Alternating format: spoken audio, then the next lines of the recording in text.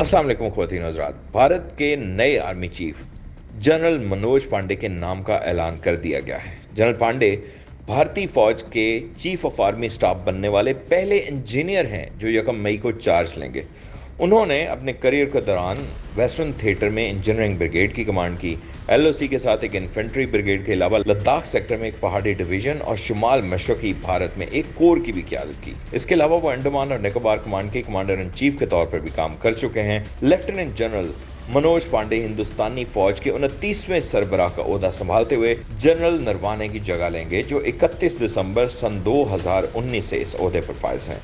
General Pandey की इस ओहदे पर प्रमोशन की राह उस वक्त हमवार की गई जब 1 फरवरी को उन्होंने वाइस चीफ का ओहदा संभाला।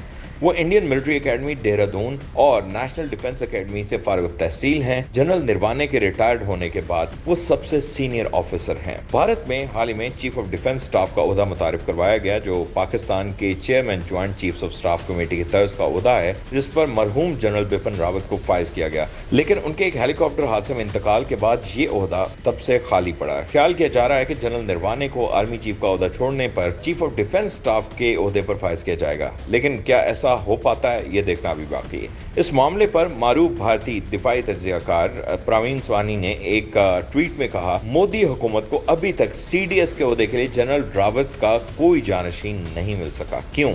इस सवाल के जवाब से पता चलता है कि हुकूमत दरअसल मिलिट्री लीडरशिप से क्या चाहती है। माहिरीन ने और अपोजिशन ने भी मोदी हुकूमत को बारहा इस बात पर तनकीद का निशाना बनाया कि वो एक प्रोफेशनल मिलिट्री फोर्स को पॉलिटिसाइज करना चाहती है। इससे पहले भारत की आर्म्ड फोर्सेस के बारे में ये तासुर काफी मजबूत था कि वो एक सेकुलर फोर्स है, उसमें हर कौम, हर जात और हर मजहब के ऑफिसर्स और जवान शामिल हैं।